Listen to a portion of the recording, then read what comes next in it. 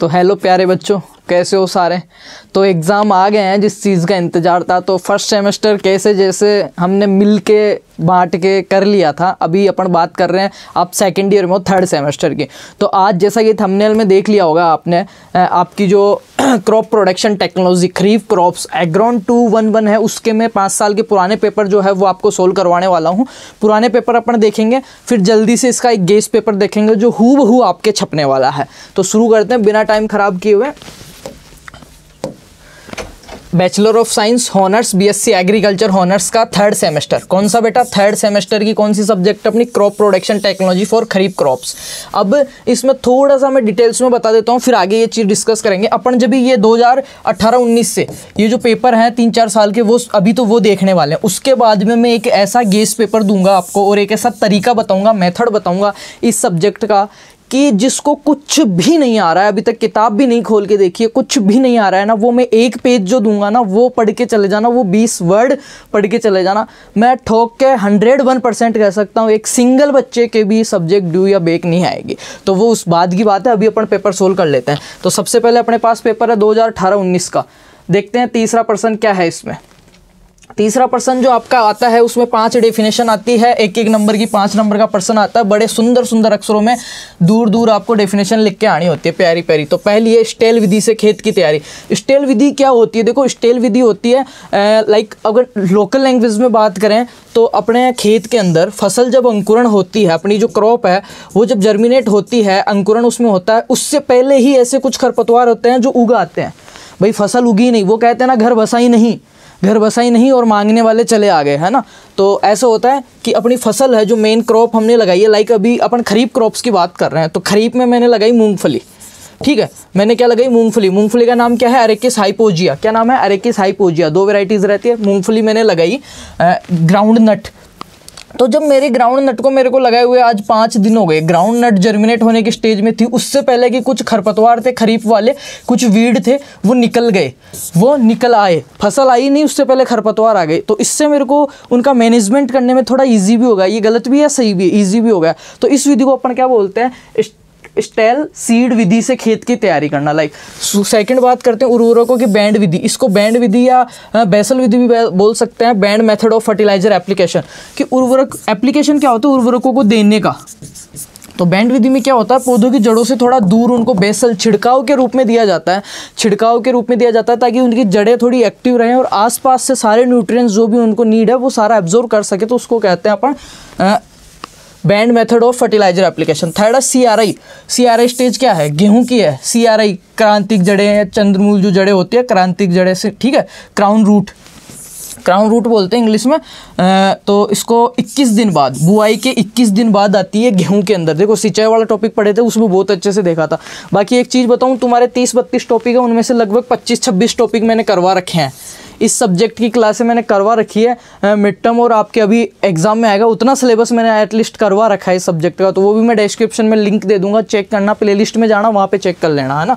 CRI अवस्था क्या होती है? सबको पता है। क्राउन रूट अवस्था होती है गेहूँ ट्रिटिकम एस्टिवम की है, ठीक है।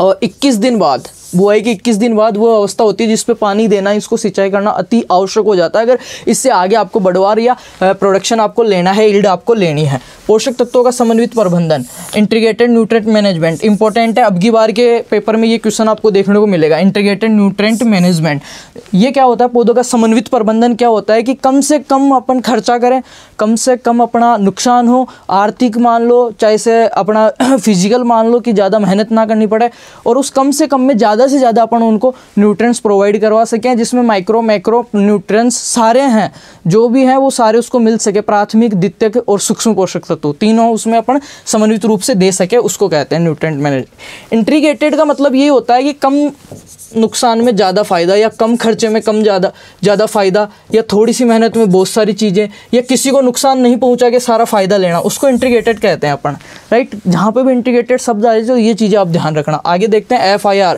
Method of seed treatment. FIR method क्या है? FIR, FIR ये वो नहीं है थाने में जो लिखवा के आते हैं, वो नहीं है। ये F का मतलब है फंजीसाइड। पहले बीजोपचार करते हैं अपन, राइजोबियम कल्चर जो आपका जैविक बीज उपचार है उसमें क्या करते हैं? पहले F आएगा। F यानी फंजीसाइड्स, फिर आएगा आई इंसेक्टिसाइड्स, फिर आएगा राइजोबियम। अब राइजोबियम की अलग अलग वेराइटीज़ होती है, ठीक है। फंजीसाइड और इंसेक्टिसाइड तो आपने याद कर लिया कि फलाना फलाना केमिकल है, फंजीसाइड है, ये इसका ट्रेड नेम है और इसको इस वे में अपन ट्रीट करते हैं, राइट।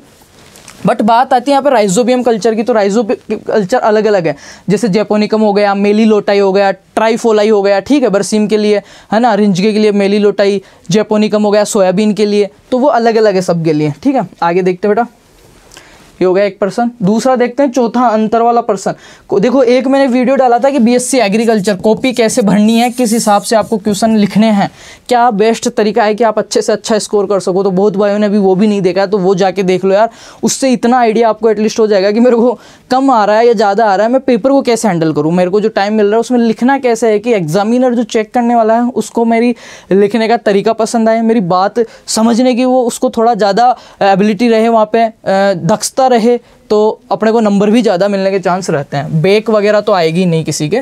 खैर इसमें अंतर वाले में मैंने बताया था ऐसा करके अपने को अंतर लिखना है। 4 अंतर अपन लिख सकते हैं, नीचे एग्जाम्पल लिख सकते हैं, एक एक लाइन छोड़ के प्यारे प्यारे अक्षरों में।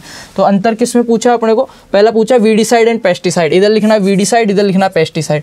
वीडिसाइड का मतलब है खरपतवार नियंत्रण, पेस्टिसाइड का मतलब है कीट नियंत्रण। इसमें लिखना है यह केमिकल खरपतवारों का अंकुरण से पहले या बाद में नियंत्रण करते हैं। इसमें लिखना है ये कीटों व रोगों का नियंत्रण के लिए, जो रोगों को फैलाने वाले कीट हैं, जो मीडियम है, जो वेक्टर हैं, उनको मारते हैं। फल मक्खी हो गई, ठीक है, और भी बहुत सारे जो कीट हैं उनके लिए काम में आते हैं। ये इनमें लिख सकते हो 2 प्रकार के होते हैं, संपर्क असंपर्क, ठीक है, सेलेक्टिव नॉन सेलेक्टिव, इनमें आप लिख सकते हो कौन से हैं। फिर इनके एग्जाम्पल एक एक दो आप लिख सकते हो। इधर 2,4-D लिख दिया, 2,4-D is a weedicide more than 20 ppm, 20 ppm से ज़्यादा मात्रा ले रहे हो तो ही ये वीडिसाइड आएगा, नहीं तो ये प्लांट ग्रोथ रेगुलेटर्स के अंदर चला जाएगा, ठीक है। इधर पेस्टिसाइड में आप कोई सा भी लिख दो, बाविस्टीन वगैरह, जो आपको अच्छा लग रहा है। आगे देखते हैं cereal crops and legume crops. अब इधर लिखना है सीरियल क्रॉप्स, इधर लिखना है लेग्यूम क्रॉप्स। सीरियल क्रॉप्स क्या होती है, देखो सीरियल क्रॉप्स कहते हैं खाद्यान्न फसलें, अन्न वाली फसलें, लाइक गेहूँ, जौ, बाजरा, मक्का, ये सीरियल क्रॉप्स में आ गए। और लेग्यूम क्रॉप्स कौन सी होती है, वह लेग्यूम क्रॉप्स लेग्यूमिनेसी फैमिली की है, फैबेसी फैमिली, उपकुल जिनका फैबेसी है। इसमें क्या होता है, जिनकी जड़ों के अंदर राइजोबियम या ब्रैंडी जीवाणु जो पाया जाता है, जड़ों के अंदर गांठें पाई जाती है। एटमॉस्फेयर की जो एनवायरनमेंट की जो नाइट्रोजन गैस है उसका ये क्या करती है, भूमि के अंदर इनलैंड स्थिरीकरण करती है, वो क्या कहती है, लेग्यूम क्रॉप्स कहलाती है। तो इनमें प्रोटीन की मात्रा भी ज़्यादा पाई जाएगी, बजाय किसके, more than cereal crops. Average में अगर बात करना है तो ये मोटा मोटा अंतर आप लिख सकते हो, इतना कुछ हार्ड नहीं है, बहुत अच्छे से मैंने ये चीज़ें पढ़ा रखी है पहले से। 5वां क्वेश्चन देखते हैं भाई। निम्नलिखित की संक्षिप्त में टिप्पणी कीजिए। आपको क्या करना है, नोट्स लिखना है, कमेंट्स या जस्टिफाई इसको करना है शॉर्ट कमेंट्स में। पश्चिमी राजस्थान में मूंगफली की पैदावार अन्य राज्यों से अधिक क्यों है। पश्चिमी राजस्थान लाइक बीकानेर वगैरह, तो वहाँ पे मूंगफली की पैदावार अपने यहाँ से क्यों ज़्यादा है, क्योंकि वहाँ की जो मृदा है, मूंगफली सबको पता है भूमि के नीचे लगती है, तो उसको कौन सी मृदा चाहिए, हल्की मृदा चाहिए, ताकि वो अच्छे से ग्रोथ कर सके, ठीक है। कैल्शियम की ज़्यादा ज़रूरत होती है मूंगफली को, और जो चीज़ें हैं वो न्यूट्रिएंट्स वगैरह। मूंगफली भी लेग्यूम क्रॉप्स में ही आती है, दलहनी और तिलहनी दोनों कह सकते हैं। मूंगफली की दाल तिलहनी में भी आती है, तेल वाली फसल में, ठीक है, लेग्यूम में भी आ गई। तो इसमें अपन बात कर रहे हैं पश्चिमी राजस्थान में क्यों ज़्यादा होती है, क्योंकि वहाँ की जो सोइल है, वहाँ का जो क्लाइमेट है, वहाँ का जो टेम्परेचर है, वहाँ का जो एटमॉस्फेयर है, वो इसके लिए ज़्यादा सूटेबल होता है। तो ये थ्योरी पर्सन आप आराम से इसमें 5 से 7 लाइन का उत्तर दे के आना होता है, वो आप कर सकते हो। और ये है आपका 6 नंबर का। नेक्स्ट देखते हैं इसमें दलहनी फसलों की कम पैदावार का कारण क्या है। एक चीज़ तो आ रही है कि राजस्थान के अंदर पश्चिमी क्षेत्रों में मूंगफली की पैदावार क्यों ज़्यादा हो रही है, why higher yield, okay. And second है इसके अंदर कि what are the main reason of the poor yield of pulses, दालों की क्यों कम होती है, क्योंकि इनमें रोग कीट ज़्यादा लग जाते हैं, अच्छा बीज नहीं मिल पाता, अच्छा इनको एनवायरनमेंट नहीं मिल पा रहा है, जो भी कारण से आप लिख सकते हैं इसमें। 6वां क्वेश्चन देखते हैं। Explain any 2 of the following 3 questions 1/2 page, है ना, 1.5 पेज में अपने को लिखना है कि नहीं, 3 में से 2 के उत्तर देना है। अब कैसे उत्तर देना है, प्रश्न नंबर 6 आप लगा लिए, आपको लिखना है उत्तर।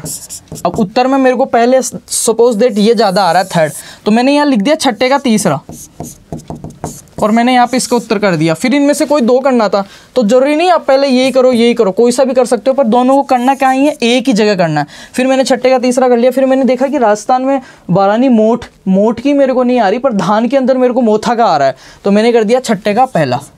ये लो, ये एक जगह करना है जैसे। तो अब बात करते हैं इसमें धान का खेरा रोग, सबको पता है धान का खेरा रोग की खोज वायल नेने ने की थी, है ना। जिंक की कमी से होता है, जेडानोसोफोर का यूज़ करते हैं, फलाना ढिमका। राजस्थान में मोट की खेती की विवेचना कीजिए। मोट का नाम पहले आपको जैसे ये पूछ लिया ना, तो इसमें क्या करना है, मोट का नाम लिख देना है, फैमिली लिख देनी है, क्रोमोसोम नंबर लिख देना है, ओरिजिन लिख देनी है, सूटेबल क्लाइमेट लिख देनी है। फिर थोड़ा बहुत इसके बारे में लिख सकते हैं कि फलाना इसमें इतना % प्रोटीन है, ये जिले इसके उत्पादन में अग्रणी है, ये इसके लिए क्लाइमेट सूटेबल रहता है, ये अपने को प्रॉब्लम्स फेस करनी रहती है। लास्ट क्वेश्चन देखते हैं बेटा, निम्नलिखित के 3 प्रश्नों से किन्हीं 2 के उत्तर देना है, किन्हीं 2 के उत्तर देना 2 से 3 पेज में, क्योंकि ये क्वेश्चन है 10 नंबर वाला, राइट। अब देखते हैं इसमें क्या दिया हुआ है। 3 दिए हुए, इनमें से किन्हीं 2 के उत्तर देना है, ठीक है। ये हो गए तीनों। पहला हुआ है कि describe 3 main varieties of groundnut. Groundnut मतलब मूंगफली बेटा। Explain groundnut cultivation in following points. अब ये जो पॉइंट्स है ना, मैं अभी गेस पेपर जो दूंगा ना आपको, मैं ऐसा कह रहा हूँ राम बाण है, तुम्हें कुछ नहीं आता ना तो भी तुम्हारे बेक नहीं आने वाली। एक बार जल्दी जल्दी पेपर डिस्कस कर लेते हैं उसके बाद, है ना। इसमें पहला दिया है सीड ट्रीटमेंट एंड सोविंग। मूंगफली के अंदर आपको बीज उपचार और बुआई के बारे में लिखना है। फिर लिखना है fertilizer application and irrigation management, सिंचाई प्रबंधन और उर्वरक प्रबंधन के बारे में आपको लिखना है। फिर लिखना है मूंगफली की 3 मुख्य किस्मों का वर्णन करना है, ठीक है। मूंगफली की 3 किस्मों का वर्णन करना है, कौन कौन सी का, कोई सी भी लिख सकते हो। M13 हो गई, गुजरात वाली हो गई, है ना। बीज शोधन एवं बुआई उर्वरक का प्रयोग। दूसरा दिया हुआ इसके अंदर क्या, cultivation of following beads, nursery and transplanting. Nursery raising क्या होता है और इसकी ट्रांसप्लांटिंग क्या होती है, ठीक है। दूसरा दिया हुआ इरिगेशन एंड फर्टिलाइजर मैनेजमेंट। सिंचाई क्या होती है, what is the irrigation. Artificial रूप से किसी भी पौधे या फसल को कृत्रिम रूप से जल देने की क्रिया सिंचाई कहलाती है। और फर्टिलाइजर मैनेजमेंट में आएगा कि उसको जो उर्वरक हैं, उर्वरक किसे कहते हैं, वे रसायन या वे कृत्रिम पदार्थ जो कल कारखानों में मानव द्वारा आर्टिफिशियल रूप से तैयार किए जाते हैं, जो फसलों को सूक्ष्म व मुख्य पोषक तत्व है, वह उनको जो खनिज लवण जो भी चीज़ों की ज़रूरत है वो प्रोवाइड करवाते हैं, उनको उर्वरक अपन कह सकते हैं, राइट।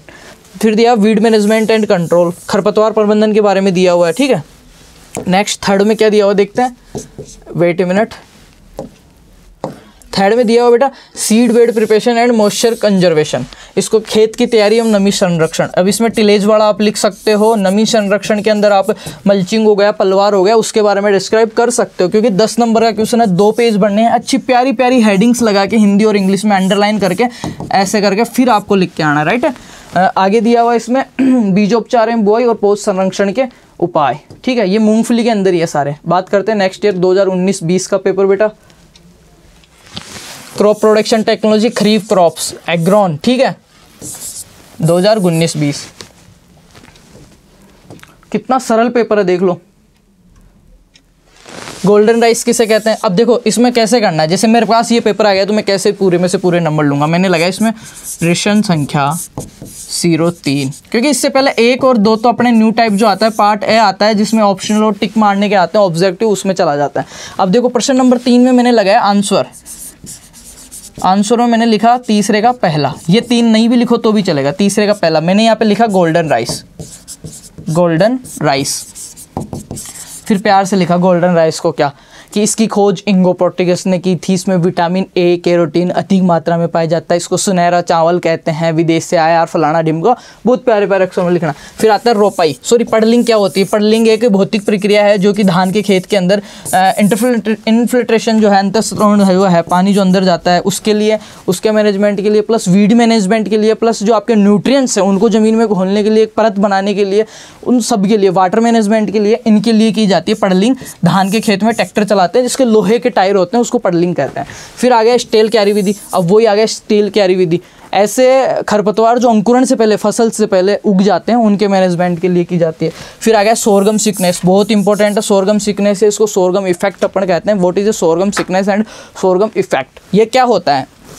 आपने देखा सोरगम मतलब होता है ज्वार, सोरगम बाइकोलर जिसका नाम है ना, तो सोरगम बाइकोलर, ज्वार को जब उगाते हो तो ज्वार एक ऐसी एक्सहॉस्टिव क्रॉप है कि आपकी जो जितने भी न्यूट्रिएंट्स जो हैं सोइल के अंदर उन सबको अब्जॉर्ब कर लेगा। बिल्कुल आड़ू फसल है ऊँट की तरह, ठीक है, सबको खींच लेगा, उनको पानी को, न्यूट्रिएंट्स को, खाद जो दी थी, मुर्गी खाद जो डाली थी, FIM डाली थी, उसके जितने पोषक थे सबको खींच लिया खुद, तो उससे क्या मृदा कमज़ोर हो गई। अब ज्वार तो आपको अच्छा उत्पादन हो गया, पर नेक्स्ट ईयर या नेक्स्ट जो क्रॉप रोटेशन में आपने अगली जो क्रॉप लगाई है वो आपकी इसमें प्रॉपर आपको नहीं दे पाएगी प्रॉपर, क्योंकि इसमें मृदा में कमी हो गई, तो उसको कहते हैं सोरगम सिकनेस। नेक्स्ट देखते हैं भाई, ज़्यादा टाइम वेस्ट नहीं करेंगे।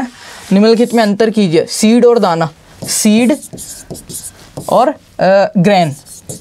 सीड क्या होता है, ये उपचारित किया हुआ होता है, इसके विशेष जो गुण हैं, कैरेक्टरिस्टिक्स हैं, वो इसमें पाए जाते हैं। लाइक इसमें अंकुरण प्रतिशत है 75 से कम नहीं होना चाहिए, और आनुवंशिक शुद्धता है 99 से कम नहीं होनी चाहिए, भौतिक शुद्धता है 99.9 से कम नहीं होनी चाहिए, है ना, और उपचारित किया हुआ होनी चाहिए, अच्छी क्वालिटी का होना चाहिए, दूसरे किस्म के बीज मिक्स नहीं होने चाहिए।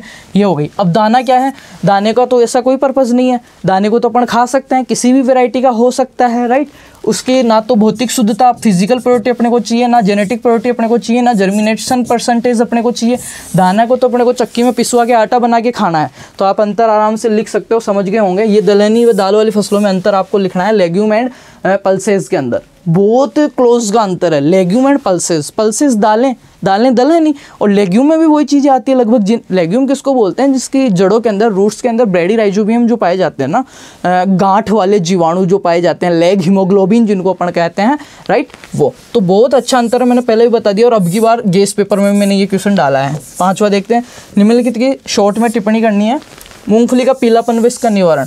मूंगफली में पीलापन किस पोषक तत्व की कमी से आता है और इसका क्या कंट्रोल है। जूट की रेटिंग व एक्सट्रैक्शन की विधि। अब जूट में रेटिंग किसको कहते हैं, धागे को गलाने को रेटिंग कहते हैं, जिसमें 33 डिग्री टेम्परेचर पे गर्म किया जाता है, कितने दिन के लिए पानी में डाला जाता है, जूट और पटसन में क्रिया की जाती है रेटिंग, ठीक है। आगे देखते हैं 6ठा क्वेश्चन। टाइम बिल्कुल भी नहीं है अब अपने पास, कल का ही पेपर है तुम्हारा। निम्नलिखित 3 प्रश्नों में से यानी 2 के उत्तर देने हैं। धान में नाइट्रोजन की उपयोगिता क्षमता कैसे बढ़ाएंगे। पहला अपन कह सकते हैं पडलिंग और बीजीए का यूज कर सकते हैं। धान के अंदर नील हरित शैवाल का यूज़ करते हैं वो, ठीक है। तो और भी सारी चीज़ें इसमें।